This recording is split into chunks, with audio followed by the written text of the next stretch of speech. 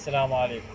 اليوم راح احكي لكم عن فلتر التبريد لتويوتا كوريلا، وين وشون نبدله. وكثير من الناس تشكي منه بسبب الريحة داخل السيارة، خاصة بالصيف نشغل التبريد، فكل فترة يتبدل أو يتعطر. نقدر نخلي له عطر، تصير الريحة داخل السيارة طيبة. مثل ما تشوفون هنا فتحت التشكمة،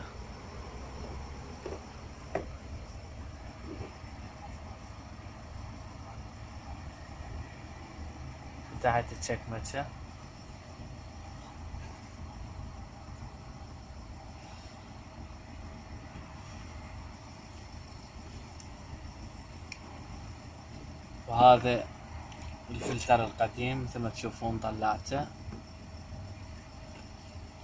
راح اركب لكم اياه على مود مثل ما تشوفون هنا مكتوب ورا ما نفتحه، مثل ما تشوفون هاي الاشارة السهم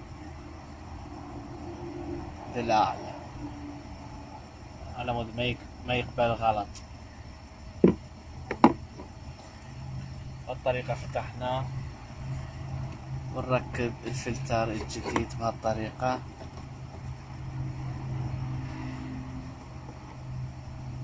بعدين أول ما نقعته منه مثل ما تشوفون،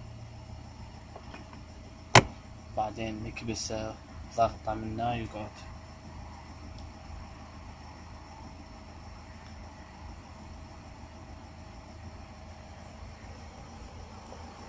التشكمة ايش طريقة فتحه؟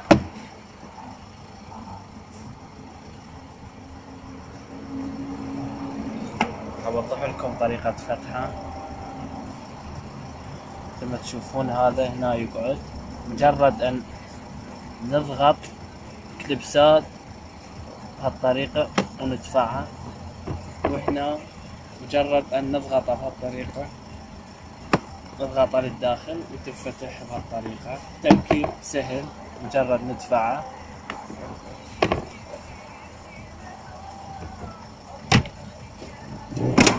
ولا تنسون دعمي للقناة.